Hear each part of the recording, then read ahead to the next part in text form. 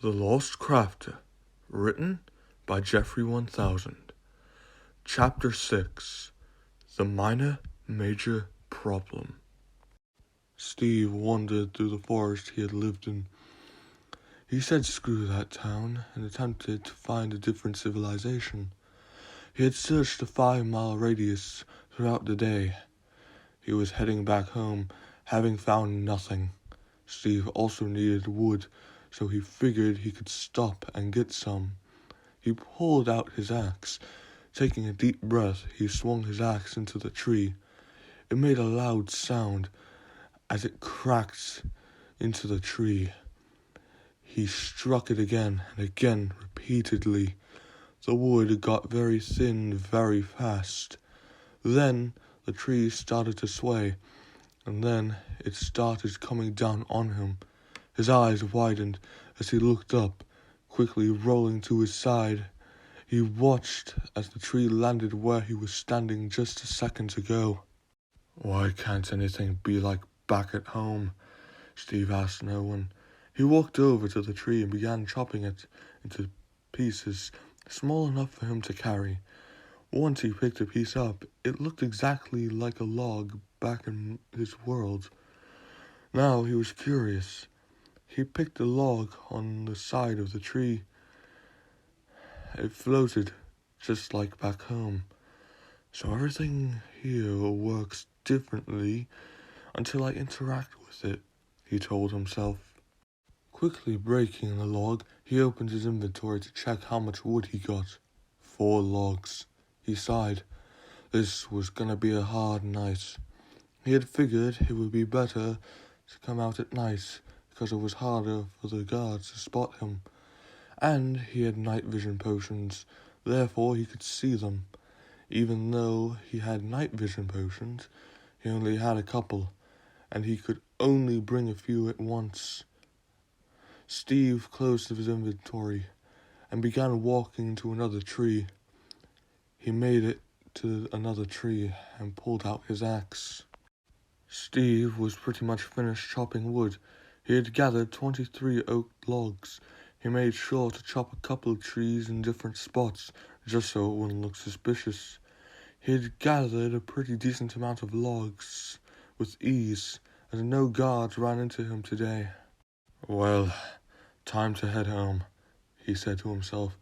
It was late into the night. Steve had no idea what time it was, because he had no clock.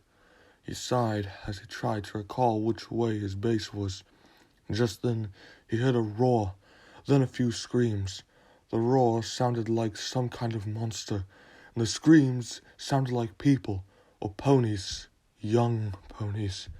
He began sprinting in the direction of the sounds. Quickly pulling out a night vision potion, he gulped every last drop and tossed the bottle aside. With his vision now much better, he took a look at what was causing all the commotion.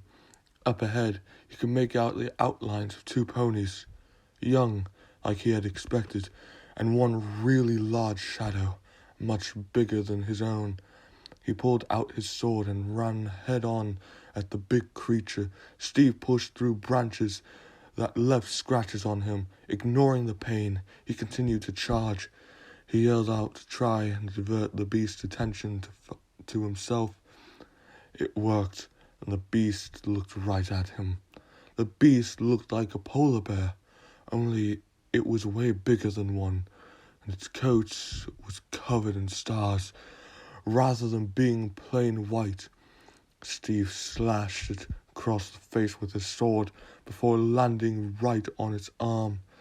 It cried in pain before quickly smacking Steve off. He landed to the side of the 2 ponies, of which he confirmed are fillies, and shouted at them. "Run! Get to the town!" he yelled. "What about you, sir?" one of them asked. "Just go," Steve replied.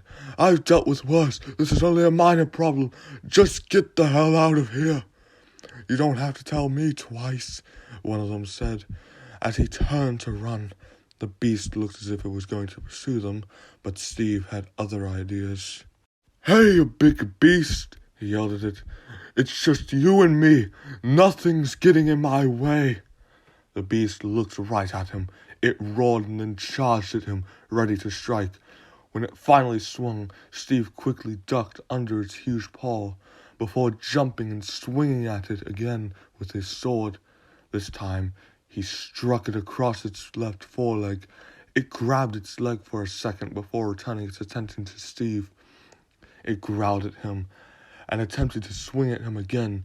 He rolled to the right to dodge the attack before slicing its other hand. Steve backed away from the beast to take a look. The injuries clearly bothered it, but it wasn't going to stop it. He ran up to the beast and sliced it across one of its hind legs. The creature, now unable to stabilize itself, fell over. It landed right in front of Steve. He looked right into its eyes, as if gazing into its soul. "Don't mess with me," was all the crafter had to say. He turned and headed back into the forest, leaving the creature behind. He was sure that the two colts would tell someone about it. "So, where's the Ursa Major?" Twilight asked Snips and Snails. "It was right this way," Snip said, pointing with his hoof. They looked behind the trees and gasped at what they saw. There lay an Ursa Major, heavily injured. "What happened?" Twilight asked. "A strange creature came in and distracted it while we got help," Snails explained. "A strange creature?" Twilight asked. "Yeah," Snips confirmed. "He saved us from it. It. What did he look like?" "It was bipedal, with a large blue top and dark blue bottom. It had brown hair from what I could see. It was tall, much taller than us," Snails described. It sounded exactly like the creature that gave them so much trouble. "That's weird," Twilight thought to herself. "Why would he attack so many ponies, but then save two? What was he trying to do?" "Well," Twilight started, "we should probably get it out of here," she said. The unicorn picked it up with her magic and began carrying it away. Steve burst through his door, collapsing onto his bed. "Darn Timberwolves," he said to himself, "never leave me alone." He opened his chest. He was running out of food. He still had all his beef, but that would run out. Eventually, he had run out of chicken and only had a few pork chops and bread left. "Well, tomorrow I guess I'll go get food," he said to himself. Hello everyone, this is White Engine here. I'm sorry this chapter came out a bit late. I'm just kind of, I just don't have much motivation, I guess. I will still try and do as many chapters as I can. I'll try and do a chapter tomorrow, but I can't make any promises. So, yeah. It's going to be a long time before I finally finish the story because it's like 40-something chapters, I think. That's just a guess. I'm not actually sure. But, yeah, anyways, I hope you all enjoyed this video, and as always, thanks for watching, and I will see you all next time. Bye-bye.